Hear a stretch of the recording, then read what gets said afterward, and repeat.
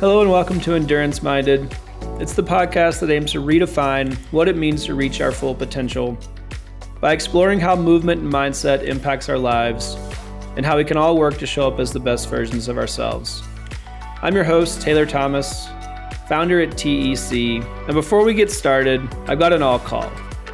If you're a coach or an entrepreneur in the health and fitness industry who's trying to grow your business without burning out, I want to personally invite you to apply for the Growth Circle.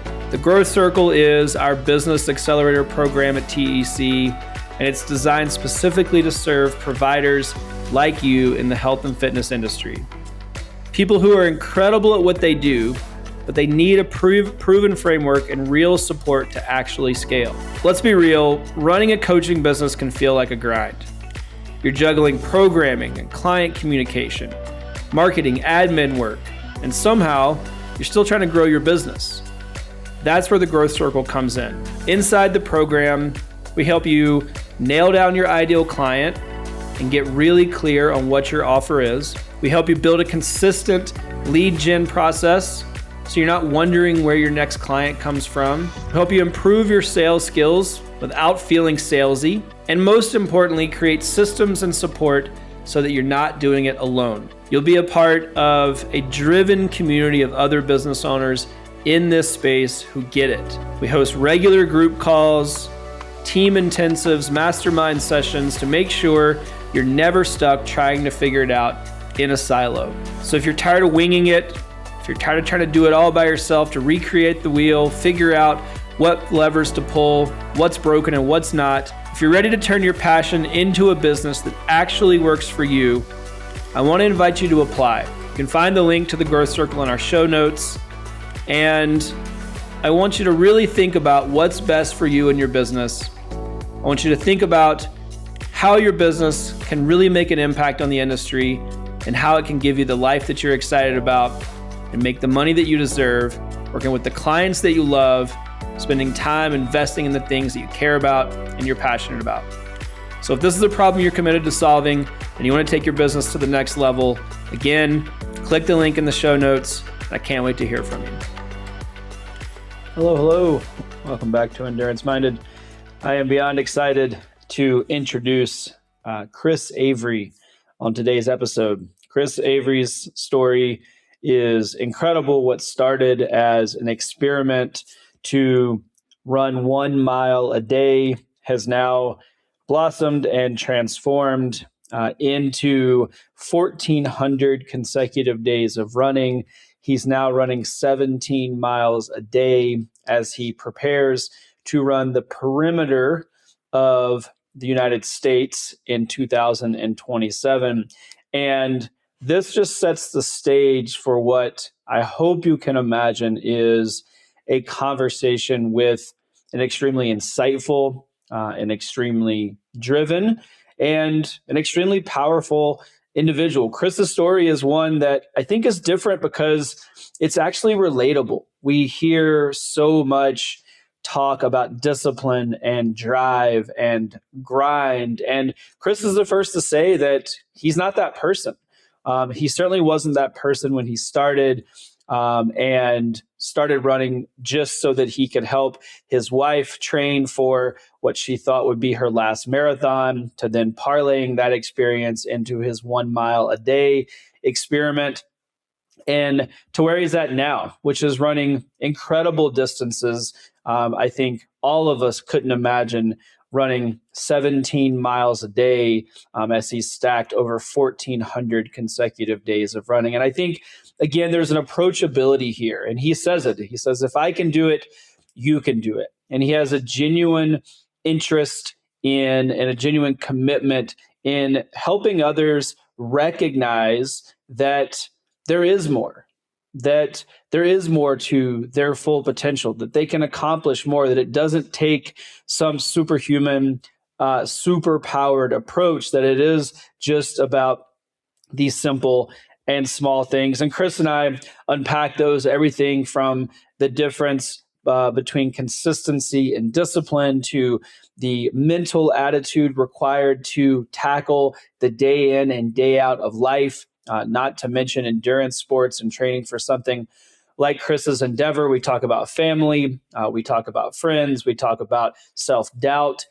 This really touches on every part of our lives because it is something that is so ubiquitous. It's something that we can all see ourselves in. We can start from nothing. We cannot see that we have potential. We don't think that what we want to do is possible, or we don't think that we have the skills or the gifts. And then when we just start moving, things start to unfold and we start to see ourselves in a different light. And Chris sheds light on that and gives a new perspective. And so extremely grateful to have the opportunity to sit down with Chris. He's approachable. He is kind, and he is incredibly intelligent. And I know that you're going to enjoy my conversation with him. So I won't leave you hanging anymore. Please enjoy my conversation with Chris Avery. Chris, welcome to the show. How are you?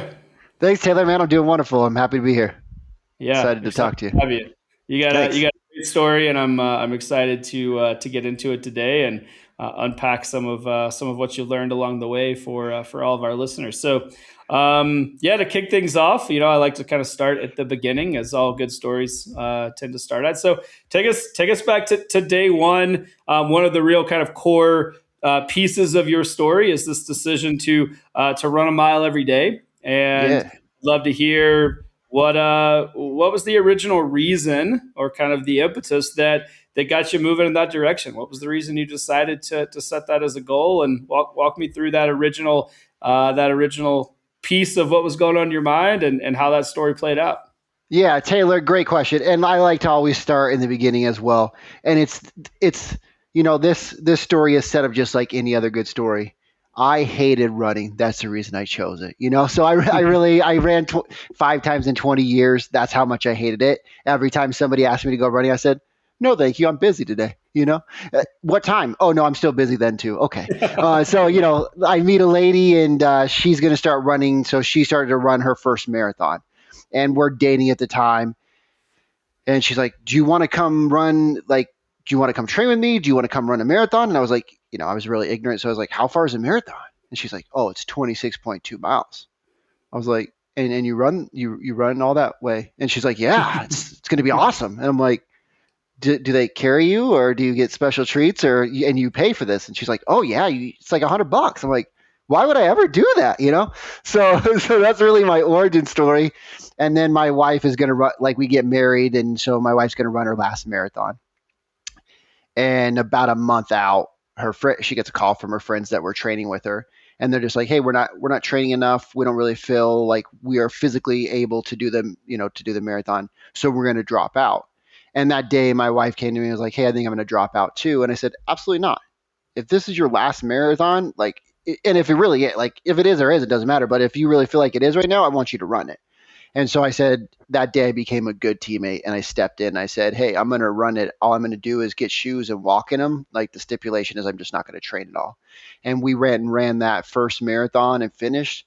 And that was really the biggest catalyst that led to moving forward, and a few years went by. That was 2019. Then we started the mile a day, every day for 90 days. And that was in 2022. So 3 years had passed, but that was really the catalyst that got us to even have the mindset and even like the thought process to even take on something this challenging. I love that. Yeah, like you said, as all good stories start, right? You hated running. I think that's there's so many of us, myself included, in a lot of ways. That's your relationship with running starts with the fact that you thought you'd never do it, and then it ends up being a huge part of your life. I find, for me, there's this shift that happens in my own experience. I've seen where you start something like this, whether it's doing the marathon or running a mile a day, and I know that's evolved, and I'm excited to unpack kind of the evolution of that story. But there's this point where it stops being a challenge, and it just kind of starts being part of your identity. It's part of it's less about the physical, and it's less about all of the kind of reasons that you started, and it just shifts into this part of who you are. I'd love to understand or hear from your perspective. When was that, from the getting your wife across the marathon to starting to run a mile a day. When did that shift happen, and what did that feel like as you were kind of making this part of who you are? Yeah, it's a great question. So I actually, about a year ago, I had a buddy, and do you know who James Iron Cowboy is at all? Mm-hmm. Yeah. Okay. So like he lives in Utah. We've been fortunate enough to be part of some of his 100 stuff, and we got to know him before that. But when he says something, and my buddy asked me, he said, "Hey, have you had the James Iron Cowboy effect?" Where it is, it's where you've put so many deposits in the bank account that it's harder not to run today than it is to run. And I really would love to say like that was the first year or that was even the second year, but it wasn't. And if anybody's tracking, that means that I've run now. If I started in 2022, it's 2026, so I've been running every day. I haven't missed a day. And so really about that third year is when I started getting shin splints. And in that third year, I got them for almost a whole year. Literally day in, day out, I would just have massive felt like somebody took a hammer to your shin is the best way I can explain. Best way to explain it. And that year though, because it was so difficult, I showed up every day, it no longer became like doable to quit. Now there's times where I feel like, man, I'd still like to quit, but I know because I have so many deposits of those wins and so many deposits of we did this through such hard times, through hernias, through blown out shoulders, that those things have added up. And it makes it so hard to not go get it done today. And that's really where it was. It was about the 3-year mark roughly that we were into running. Yeah. So a long time. I think that's something that I always think about, and I talk to others about who are, whether you're new to being an athlete or it's been part of who you are for a long time.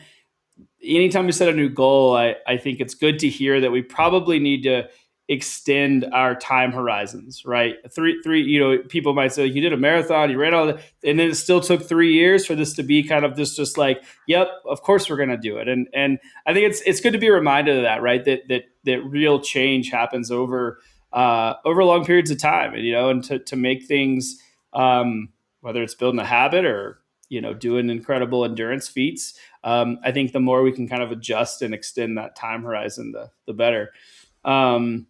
I'm curious kind of what was going on in your head, right? With all this stuff, the internal dialogue piece is such a critical part, or it's such a prevalent piece. And ultimately it dictates a lot of kind of how we show up.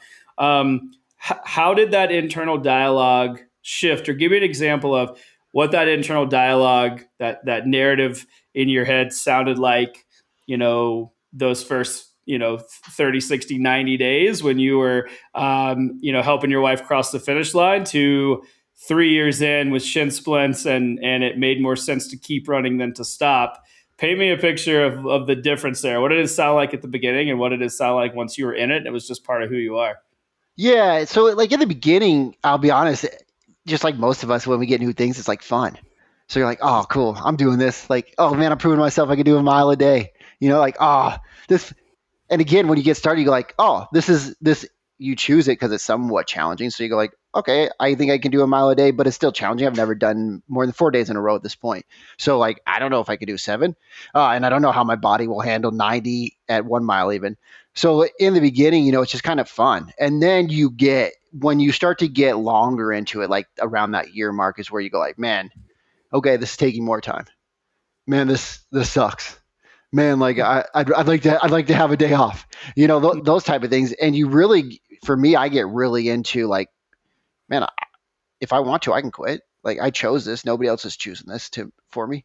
So I get real into, in the beginning, and that first year was really just, man, this is really hard and it really sucks. And sometimes it really, really sucks. But I will say over the time, it's not that necessarily the dialogue changes.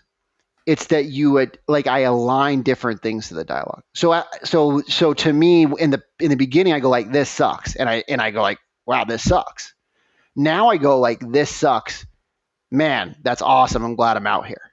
Right. Because what I do is I like to practice TSA, think, speak, act. So if you understand, like you're already having these thought patterns, then it's almost like if you were out there and you're hunting animals and you're tracking them. If you're out there in the jungle and you grab an animal and you can tag it, now you can track it because it's like a little bell almost. And I like to think of my thoughts as almost like these little animals, and they can either eat me or I can like track them and keep control and make them better. And so my thoughts, when I have a thought of like this sucks, I just tag it with something better, because then those things are now linked together in your neural pathways. And so for me, it went from like, this sucks, this really sucks, I don't want to do this. Should we even do this? Should we quit? To when those things show up, I'm more excited and they give me energy as opposed to stealing energy now. And I think that's the biggest difference. That's so cool. I love that. Yeah, it's such a great metaphor to think about those, like you said, tracking those and kind of wrangling them versus letting them, eat you, so to speak. So yeah. That's because they've eaten me plenty. I'm going to be honest. They've eaten me and they've almost destroyed me and they've taken me to my knees. But with all that, like, that also is such a great benefit. And now again, because we've gone through that cycle so many times in running, and through this like cycle of over 4 years, it just now becomes more of a pattern, right? It becomes easier because you just done it so many times. Right. Yeah. So good. I love that. So I think, thinking of that mental piece and how our thoughts can run us or we can run them. And there is, like you said, you touched on like the neural pathway piece. There is so much a part of ultra endurance in particular is about like that rewiring, right? You have to like train your brain as much as you train your body. So I'm curious, what's been harder or more challenging, the physical or the mental toll?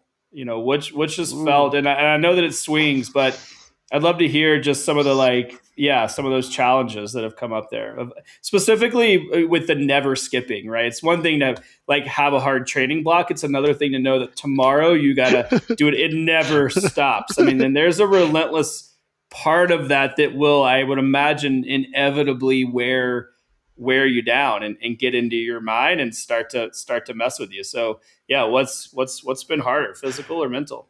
Yeah, that's a great question. Actually, nobody's ever asked me that. So first, I will say this, man. There are certainly days where it wears, and there certainly when you go out and get when I go out and get 17 a day, and Taylor, I get to know that I wake up tomorrow and I get to get another 17 in. Sometimes that can be like, awesome, great, yay, 17 more. So I can definitely relate to that. I think the mental is worse. I think the mental causes physical. And if we look at biochemical changes in our thought process and our neural pathways and our central nervous system, and we understand those things, I think the physical pain sucks, but my brain can adapt to that easier than mental pain. Meaning, like when I'm trashing myself, or it's just one of those really hard mental days, that can be harder to overcome and harder to process and understand and move through than the physical pain. Because the physical pain, I can easily go like one more step, man, one more step. If I can't make one more step, that's okay. But until I can't make it one more step, I'm gonna keep going one more step. And for me personally, that's much easier than the mental anguish because it's not just anguish. Like sometimes you're feeling amazing and you're like, oh, this is the best run ever. And then, 2 minutes later, you're like, this is the worst. Somebody come pick me up and bury, or the next day you're like, this is the worst thing ever. And so those are the challenges mentally more than the physical. Like if I go out with shin splints, I kind of expect that I'm going to be in pain for shin splints. I know that. So I'm prepped for that. Where my mental one is just, it can be up and down so much. It's hard to prepare for that all the time. Yeah, for sure. Yeah, I think like you said, it's the mental and like not. It feels like more of a roll of the dice too with the mental game. A lot of times, like you don't know what you're gonna get. Like you said, like if your body hurts, that's a cue. That your body, even before you leave to go on a run, you're like, yeah, my shins hurt, my knees hurt, right. The mental thing is such a, when's it going to come? Right. You're kind of waiting and you're like, it feels okay. And then, you hit you're like, you're on the side of the road crying and you don't know why, And it's, yeah. I think that's such a hard thing to grapple with in real time. can I ask you this, because you know this better than I do, because you know ultra Mm. marathon and more people in ultra marathons than I do. Do you think more people quit because of physical issues, or do you think more people quit? And I'm not saying like the high level pro, but I'm saying Mhm. that since there's been such a groundswell of people doing ultras, do you think they quit because of physical, or do you think they quit mentally? Most of them. It's a great question. I think I think it's mental, but I think it's linked. And what I mean specifically by that is, the physical piece starts. It does impact people, right? If you go out and run a Absolutely. 100 or a stage race, or now 200s are so ubiquitous, and it gets longer and longer, and so on, that there is an inevitable amount of pain that is going to come with that. There is zero world where that's just a comfortable experience. We know that. That's why we signed up. Okay, great. Yeah, yeah. But we also, people that maybe they underestimate it, or they didn't. Again, you don't know how you're going to wrestle with that, or when it's going to come on, or when the wheels are going to fall off. So when that pain comes, then I think where the mental piece comes in is they struggle to cope with that, and so it Mm, gets in their mind, right? And they okay. think, well, I can't keep going like this. I can't. This is too much. I can't. And once that seed is planted, it grows, right? It's hard to come back from I don't think I can do this for another mile, right? I don't Absolutely. think I can. So I think it's both and, but I think certainly the nail in the coffin is the mental piece. I think we Okay. we get in our heads about X, Y, and Z. It's hard. It's cold. I'm tired of suffering. I don't want to do whatever, and again, that seed, and then it grows quickly. And then, in an ultra, like a kind of a standard race or event, you do have a lot of outs, right? You get Mm, into the aid station, you mm. sit down, someone puts a blanket around you, you're drinking soup, and now, like, that's a pretty cozy place to be. It's really hard mentally to be like, I'm going to take this blanket off. I'm going to put down this soup or this sandwich and all these people that are being nice to me, and I'm going to go back out into the woods in the middle of the night, and I'm Yeah. just going to keep at right. And then again, but that's mental. You got to be able to leave that comfort electively, and then go into the discomfort, to the uncomfort.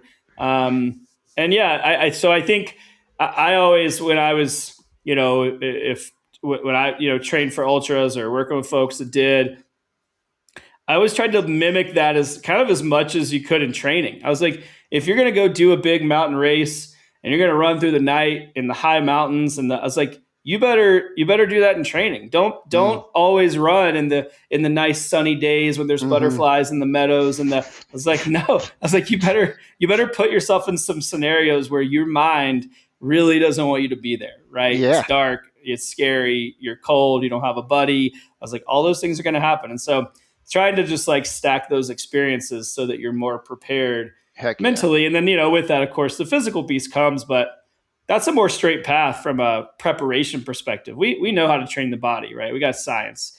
The mind, of course, we understand, like you said, there's the neurochemistry and all these pieces, but it's still a roll of the dice, right? How we process these things on any given day is still anyone's guess a lot of times, right? For Most sure. surprising to the people that are actually doing it. So, Yeah. yeah. Um, what makes me think, though, or what comes to mind when I think about the mental aspect, we're talking about like brain or physical, it has to be, I think we have to talk about like motivation, right? People are going to be like, okay, that's all well and good, but yeah, how do you get out of bed, right? Like, I mean, that's where, and that's a broad topic, and there's motivation versus discipline versus, and so, but I'd love to just hear from your perspective, like, what's your approach when it just isn't there? When you're like, I don't have it, I don't want it, give it back. Like, Yeah. what's your approach when motivation is just completely not in the equation? Yeah, it's a great question, Taylor. I mean, like, I'll be honest, most days I'm not motivated. Most days I'd rather not go run, especially because I come from a background of like I hate running. This sucks. So like Hmm. there's certainly better days and I enjoy running more than I have in the past. I definitely don't depend on motivation. I depend on some of the stuff from my past, like I truly believe that if we're going to feel, we talk about discipline, and you brought up discipline. And I think most of us, everybody talks about discipline, and it's the big D word that everybody loves, and men want to be it. And we want to just, own it and live in it. And when I look at that, I think discipline is a lagging indicator. So there's a lot of stuff you have to do consistently before you even get discipline. So if you're waiting for discipline to kick in, it's going to be a long wait. So to me, I look at what I'm driven by. And that means literally what I can get, what I can tap into inside that is my will. Because I'm going to have to will myself a lot, especially when I get started doing something, especially if I don't want to do it. And so looking at that, I go like, man, I look to my past memories of, I like to be very unique. So originally we were going to run across America. But then quickly, when we started, we Google searched that. It was like 200 to 500 people. So we're like, okay, too many people have done that. X that, and some of this is arrogance probably, but it's only 3,300 miles, so that's not far enough. So then we're like, do we run there and back? And then we're like, no, that's not far enough either. Then we were like, do we do a V through the United States, like upper West Coast to Texas, back up to the East Coast? And then we settled. Finally, my wife came up with the run around America. And the reason I bring all that up is just to really look and go, if I'm going to do that, that means I really need to know, so I like to be unique. Okay. So I know that about myself. So we choose something unique. Then we look and we go like, okay, what's another thing that I like? I like to do really hard things. I like to do things, going back to even doing the marathon with no training, I like to do things that people tell me I can't. So those type of things are fuel for me. And then I know there's a lot of people out there watching, even if you don't know there's people watching. Because we always say like what you do in the darkness shows up in the light, but there's a lot more light than you think. And so to me, I look and I do my best to remember that it's not like the pain isn't all about me. It's about God and the people that I want to show. It's, and I look at my motivation and go like, why am I really doing this? And what is the reason and who am I becoming from this? And when I know why I'm doing it, who I'm doing it for, and who I'm becoming because of it, then it helps me. And I'm not saying I'm not trying to say like, I just get up every day and like, it makes it easy, but it makes it easier. And then I started to set up rules around the run. So because I created the run and all the rules around it, like I get to choose the rules. So I get to set up rules that help me win as well. That's great. I love that.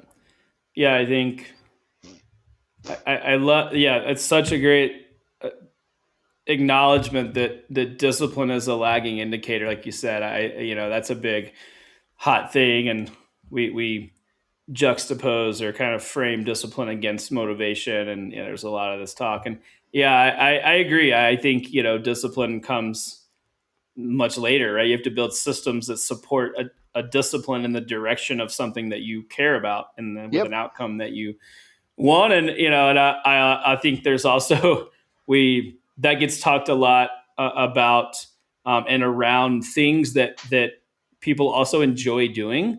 Right? We talk about like exercise and like it takes discipline. I'm like, it doesn't take discipline for someone who enjoys going to the gym to get up in the morning and go to the gym. Now, Is it hard some days? Are you motivated? No. But so I think to your point, I think there's so much opportunity for kind of a reframe or just some more nuance with discipline, right? We just apply, if we do something that is uncomfortable, we must be disciplined. Yes. I'm like, I think you got to stack a lot of bricks, right? And do a lot of things that you actually don't want to do to really build that muscle of discipline. Because like I would never say like I'm disciplined because I exercise. Like exercise is the cornerstone of my life.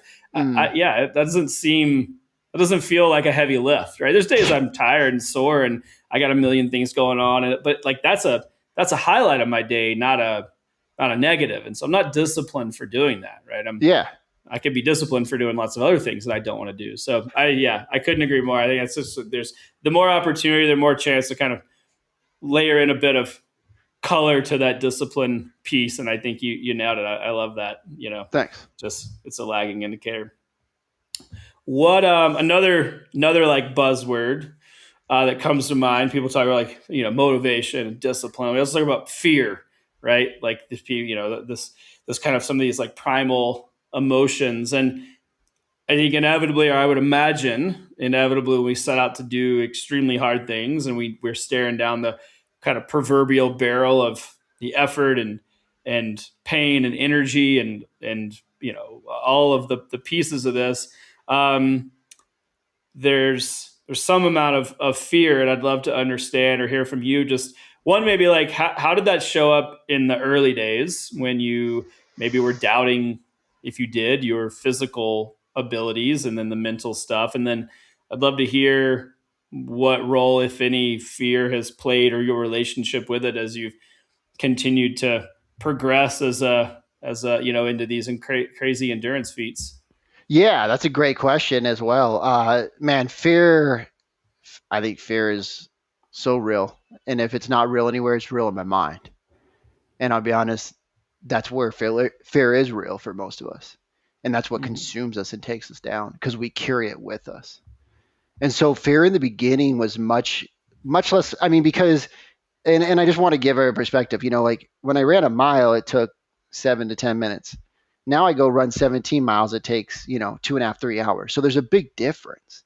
And so when in the beginning, it was more of like, can I do this? And more of a fear of like, oh man, this ache because I never run this many days, so I didn't know how my body would ache or how it would adapt or anything. So you start to get injuries, and then you go like, oh, is it the fear is more? Will there be an injury? How will I handle the like fear, projecting the future fear of, man, if I get injured, how will I handle it, and how will we be able will we be able to keep going or not? So you have this, and and at that point you have so far to go. So you have fear of like, oh my goodness, man, there's so many days of opportunities to get injured. There's so many days of opportunities to twist an ankle. There's so many days of opportunities of, because I don't run on a treadmill. So when it's snow and icy out, I run on the road. And so if that's the case and I slip and I injure, like, what are we going to do? So I think those are the more fears that are real in the beginning. As you move along, man, the fears shift, and it's less about running, and it's more about like, how will I have enough time today? Man, like, can we afford to do this financially with 2 kids and a wife? Like, how do we afford to do this financially? There's more fears of like, man, am I just taking up so much time away from my family? Man, is this gonna be like something that I think is beneficial as it is? And so those are the type of more fears that come up, in the more last couple of years. And again, I'll go back to the way that you see those though is understanding that like every time you go into uncertainty, and you've talked about this on other podcasts that you've done, like the uncertainty is the thing that brings fear. And if you know that you will until, and you'll be persistent and resistant or resilient, then you know that you can overcome those. It's the way you think about yourself going into the fear that works miracles more than what the fear does to your thoughts. Because Mm-hmm. if you're a person that goes like, man, I give in a lot, man, I don't like, I'm uncertain how I'm going to handle this. But if you're if so, there's priming and pruning. So if you start to prime your brain with like, man, I've said this to myself so many times when I go out on runs, God built my body for this. My wife, people have asked me like, how do you not worry about it getting injured? Do you ever worry about it? I go like, I never worry about it. And they go like, why? And I go like, because I believe God built me for this. And I don't know if that's true or not. But what I know is like every time I pump good and into my brain and my body, I feel better. I do better. So I'm priming my brain just like a pump. But then I'm also pruning those fears and giving a new story to those fears. Like, glad I had that fear now. Like, we're moving forward. Oh man, I'm glad I had that fear because, man, it shows like this is showing me that I'm now like observing it, understanding it, and conquering it in my head, and not just letting it ride along with me for the next 17 miles. That's cool. I love that. Yeah.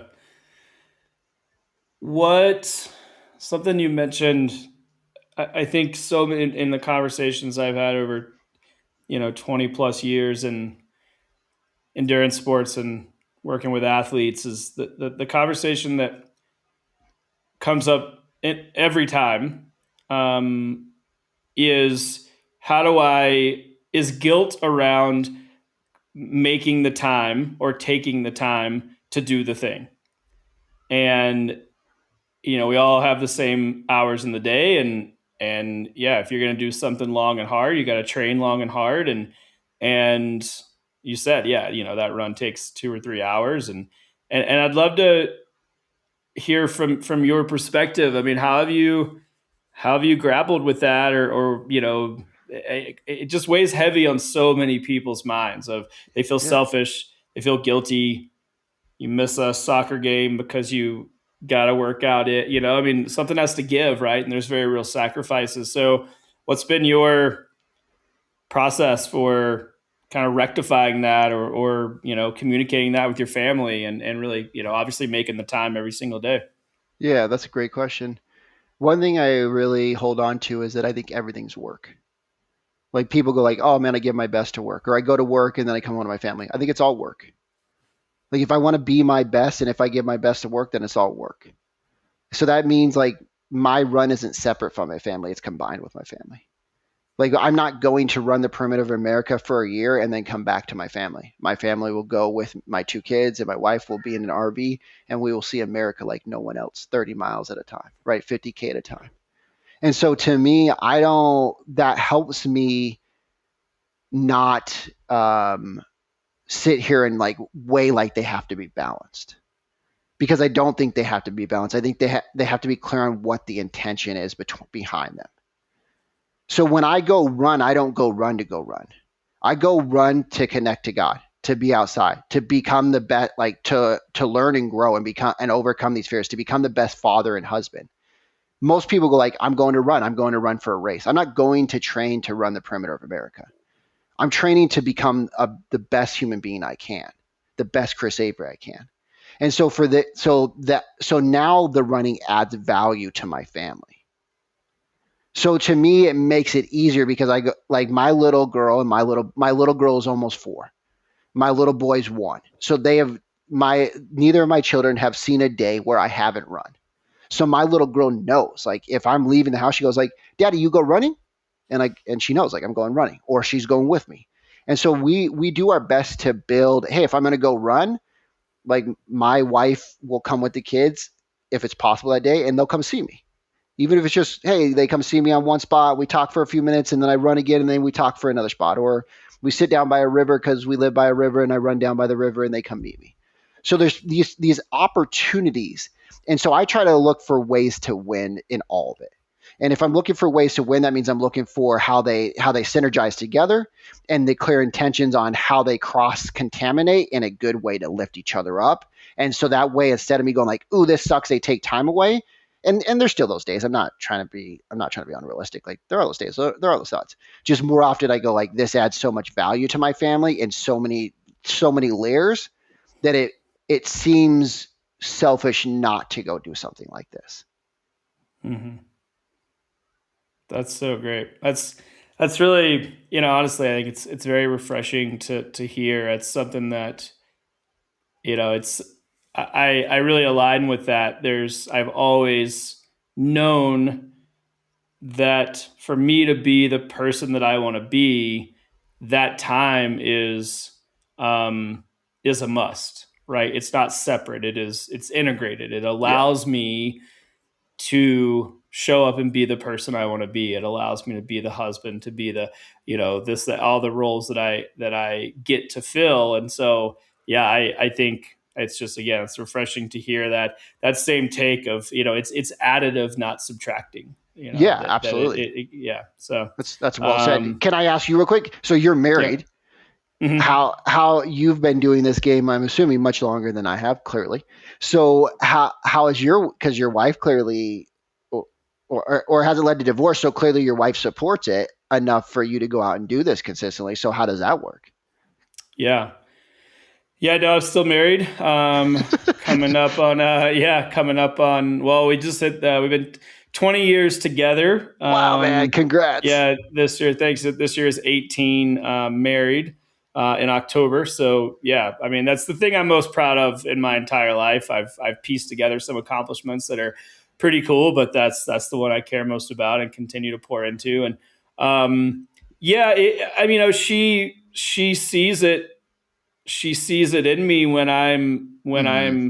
when it's central, like she feels it, and we talk about it, but she knows, she's like, yeah, you should go take this day, or you should, and it's not always subtracting from that time. I mean, I'll work around schedules and stuff like that, and still prioritize our time. But yeah, I mean, it's very clear, that allows me again to show up and be more present, be more energized, to be more, I think at a very base level, right? Like we can't pour from an empty cup, right? Like that gives us back energy. We have to take care of our bodies.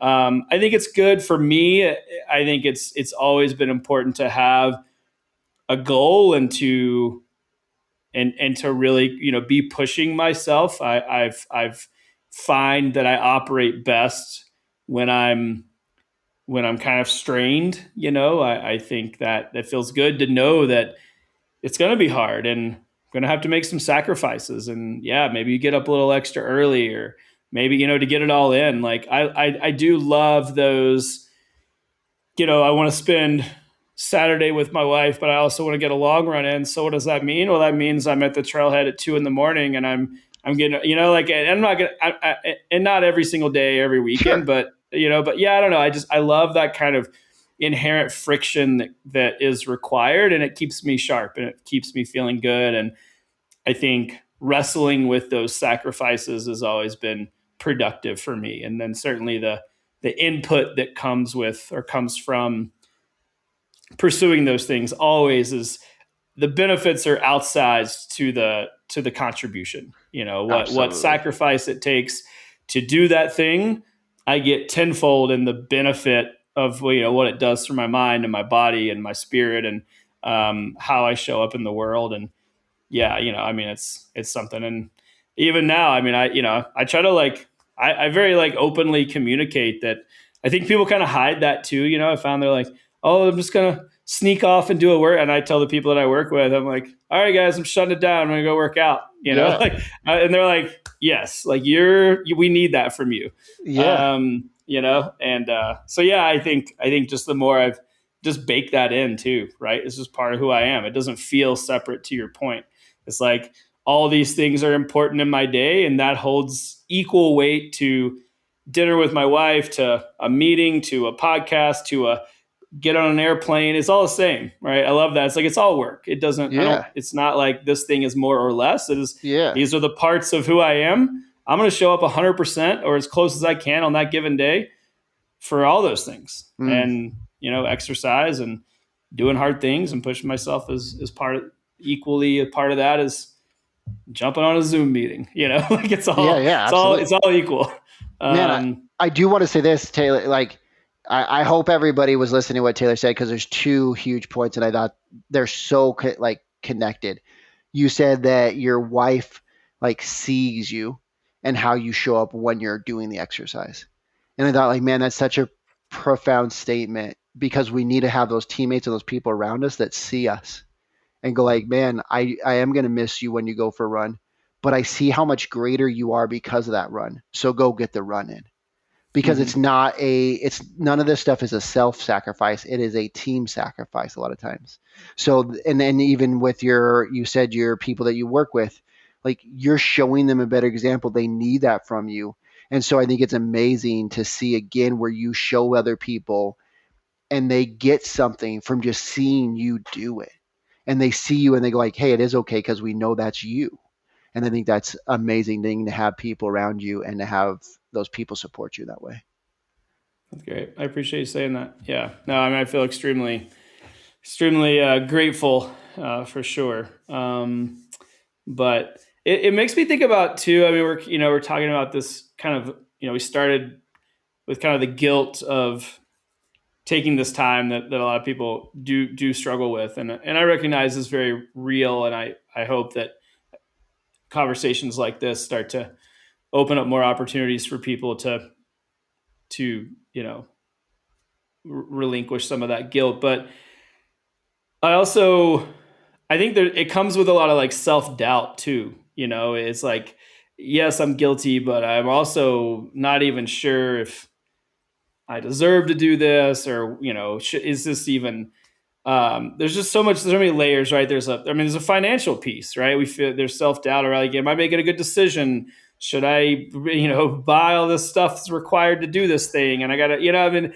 and I know that you've worked with lots of folks, as a coach and helping them navigate these types of things. And it does make me think about, or prompts me to ask the question, like, what are the patterns that you see when it comes to navigating those, whether it's just self-doubt as kind of a ubiquitous place or maybe seasons of that. I'd be curious your take, whether personally and as you've worked with other individuals. I know navigating these types of things. What's that look and sound like? Yeah, man. I think everybody has their own reasons for those fears or for those inadequacies. Uh, when we're looking at those, here's what I'll tell you, Taylor. Is I think it's important to understand the why from the past. I'll just say, don't stay there too long, right? You don't want to stay in that too long, or that's where you'll end up. You'll end up repeating that because your brain's so primed for it. So when we look at that with any client that we're working with, and they're going through like this fear struggle, we like to understand what the fear is, but I don't care about that as much. I care about where they're headed from the fear. Because again, if their neural pathway is already giving authority to that fear over their actions, if that makes sense. So like they're giving so much power to that fear, it's preventing them from acting.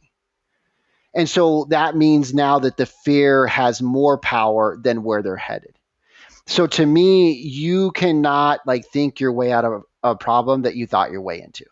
So you got to act your way out of that problem. So again, if we're looking at the past, I can spend a second on why, and we can talk about that, and we'll find something. But as soon as we find out what that why is, we want to now create a story around it of what value that thing is going to add.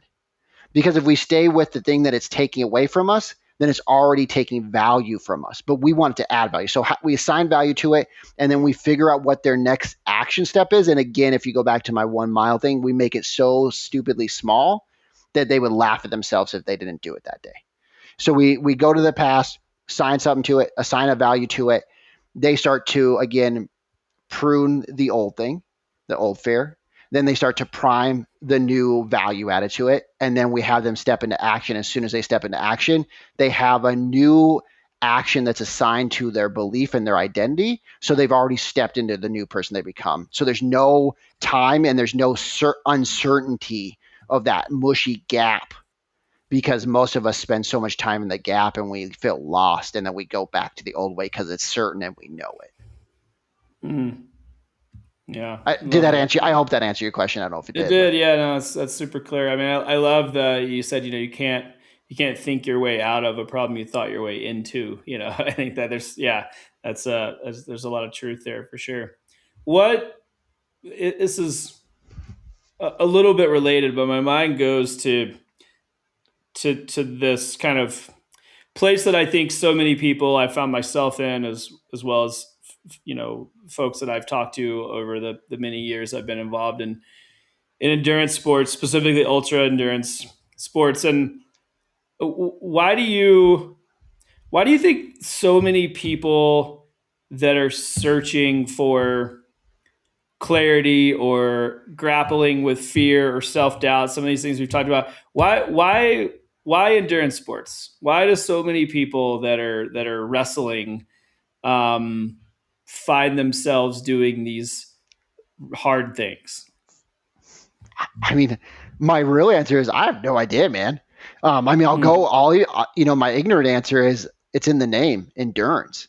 Most of us don't endure with crap. Most of us, as Tony Robbins says, the problem with most people is they think they shouldn't have any, right? Like we want to live life in this comfort, especially in these first world countries where, you can really work not that hard. You can make enough money, or you can get money from the government and subsidize your life, and you can live a pretty comfortable, like, standard of living without doing too hard of things. And I think people in society, that's so prevalent, where things are so easy. They're so comfortable. They're so just like status quo. That, man, when we have an opportunity and somebody says to us, like, this is going to challenge you, to such a degree that you won't even know if you can complete it. Like that's something that the men I coach are attracted to, right? Like they don't care about failing. They care about not ever putting it really on the line. And especially for the hero's journey in men, like we are meant to like create an incredible story. We are meant to put it on the line. That's the problem with most of us going to regular jobs, even as we go to school as a young man, and that's not really set up for men. And then you go to a job and people tell you what to do and how to do it and when to leave and when to go on vacation and when to go to lunch and when to go home to your family. And we don't have this freedom. And I think inside these endurance sports is this length of time where we have enough freedom and enough fear to like go through and realize like, can we endure? What are we really made of? So I think it's almost in the name of endure, like, right? Resiliency, perseverance, endurance, and just the ability to push up against something, because friction, pushing up against something, causing friction makes fire, and that fires you up inside. So when we think of these problems, or we think of even like, how is it hard to get out running? Yeah, that friction creates something magical. And so I think that's the reason people is because it's so daunting, and it's like nothing that they get in their regular everyday life. Friction creates fire. That's cool. I love that. Thanks. Yeah, couldn't agree more. All right, I'd be remiss if we didn't talk about you running around the perimeter of America. Sure. I've been really. I feel like we could go deep and talk about the existential qualities of ultra endurance activities. But I want to give the people what they want, which is people are like, "What the hell? What is this guy doing?" Yeah. So tell me once, just like lay it out for me. I know it's in the name, like, but give me just kind of what does that entail? When is it happening? What is it? What's the logistics? I've done enough stuff like that where I'm just like, good Lord, the logistics, I can't imagine. So paint that picture for me. Give me the run around the perimeter, and then I want to dive a little deeper into what that's going to look and feel like. Yeah, Taylor, first I appreciate and love that the logistics is the hardest part, right? And so my wife is we're planning it together, but she's doing a lot of the logistic part. And so everybody thinks like, oh man, that's crazy. You're gonna run a 50K, which is 31.1. It's the shortest ultra marathon you can run every day for the calendar year of 2027. So January 1st, 2027, we'll leave Arizona because that's where we're from. So we'll go back there. We'll leave there and we'll go down through Texas, down through Florida, back up the East Coast, across the top, and then back down the West Coast. And December 31st of 2027, we will run back into the state of Arizona and finish right where we started. And so that's really the plan and the vision. But man, the logistics is going to be so much more challenging to run. I always tell people I get the easy part. I get to go run, a 50K a day.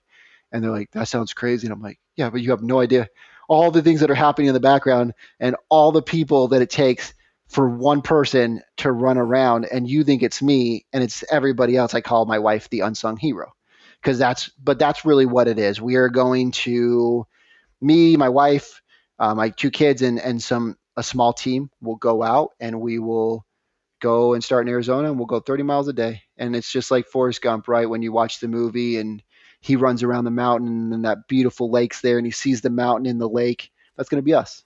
We're just going to run by this mountain once sunrise in the morning and see this beautiful lake, and nobody else will get to see that besides us.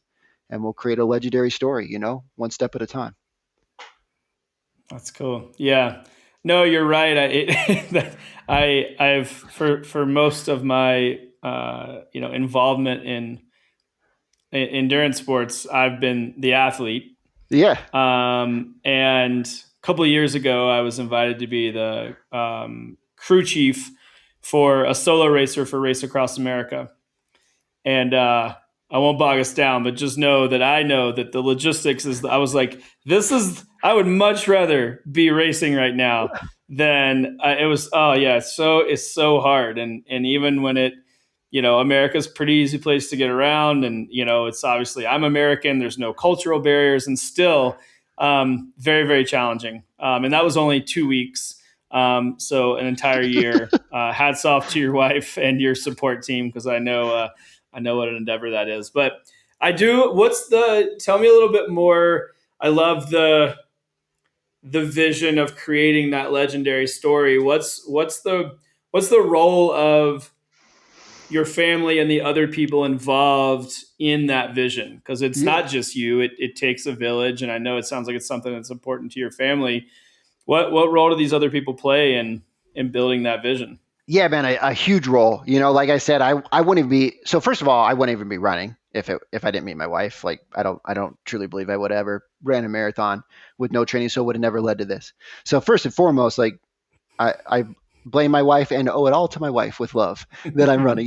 So whenever she reminds me, you're crazy, I go like, you created this. Yeah, This is your literally your doing. fault. Yeah, I this could is your just be on the doing. couch right now. Yeah, I say I always tell her like I'm the laziest person. I'd rather.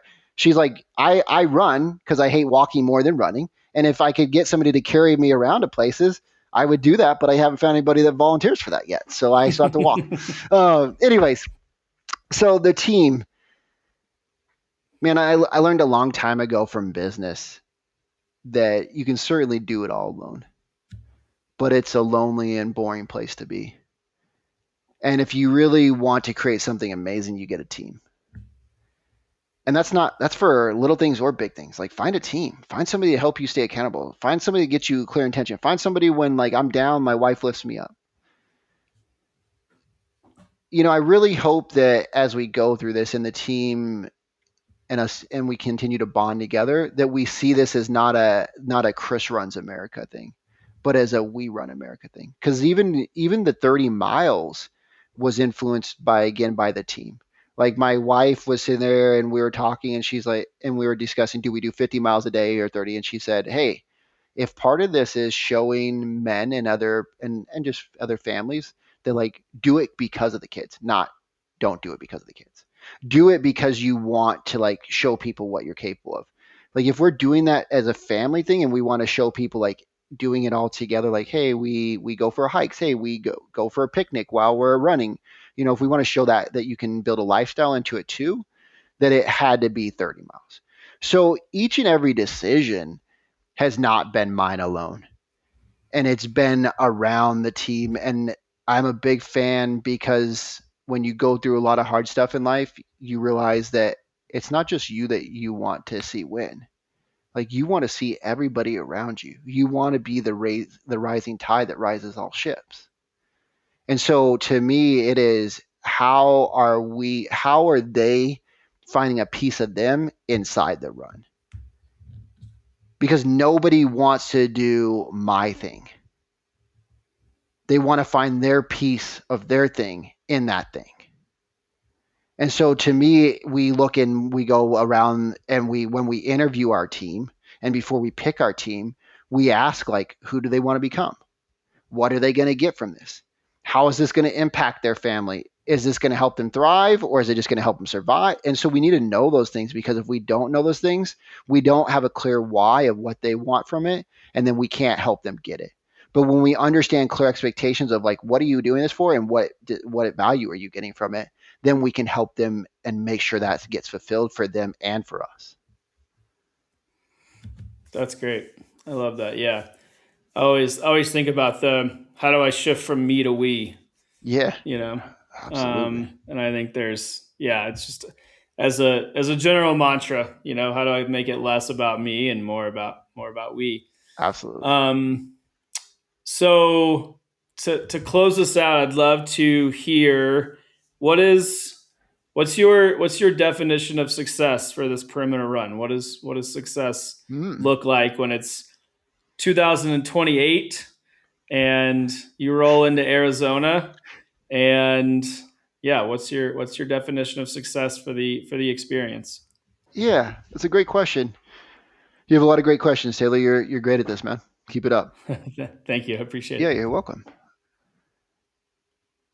I think of it this way, like when I was first started this, somebody asked me, you know, why are you doing this, man? And he just said, what happens if you never finish the run around America? And I just said, like, I don't think that's what it's about. Like, I plan on finishing. I love to finish. I love to go around the perimeter of America, but it's more about who we become. So for me, this isn't like, will I finish the run? Like meaning like, will I be the person that does it? Obviously, if anybody does it, it's going to be me, so I'll finish it. But I mean, what I'm saying is, like, if the other people that are watching this don't get a bigger impact, don't get a bigger vision, and don't realize that whatever they're telling themselves is a limiting belief and that they can always stretch past that, then we miss the mark. And if we're not, if we're not speaking and sharing this story with other people, we miss the mark. And so for me, those are the bigger things I look at, is like the ripple effect from this. And if we really don't get a big ripple effect around impacting people, other people going out and doing these things, to some sort of, doesn't have to be a run around America, but whatever level, whatever their unique thing is that they're purpose driven by, that they feel like a mission called in their heart by. If we don't have that ripple, we miss the mark.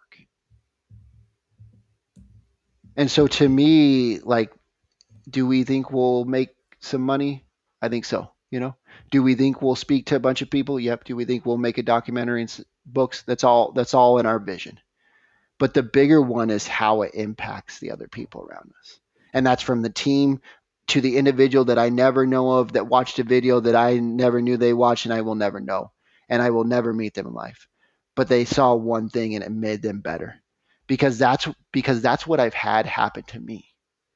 Right? I started from a young age of molestation, and then I got into drugs, and only because I could see other people that were doing amazing things and went like, man, they're not that much different. Man, Chris is not really that great. Like, I hope you, after you get off this, like, people listen to podcasts, go like, man, if he can do it, I can do it. Like, nobody's extraordinary. They do the ordinary extra. So if we know we just have to do the ordinary extra, think how easy and how simple that is for us to be extraordinary to other people. Because all you got to do is 1% above average. And if you do 1% above average over time, people will look at you like you're amazing. And I really hope that's what they see, is they see like family. Okay, he's got a family. I can do that. Okay, he's got young kids. Okay, I can do that. Man, he doesn't have all the money in the world. Man, that's not, none of those things are stopping him. Man, every time he thought he was going to give up or fail, he got back up. I can do that too. Because he's just a regular dude like me. So that's what I really hope that the end result is from. And I know that was a long-winded answer to give you a short answer. But that's what I hope people get from it. That's incredible. Yeah. Well, I have no doubt that'll happen. And those are beautiful words to wrap up our conversation on. So, Chris, I'm grateful for your time, and thanks for sharing your story and being open and honest. It's been an honor and a pleasure. I appreciate you. Thanks, Taylor. Appreciate you. Had fun.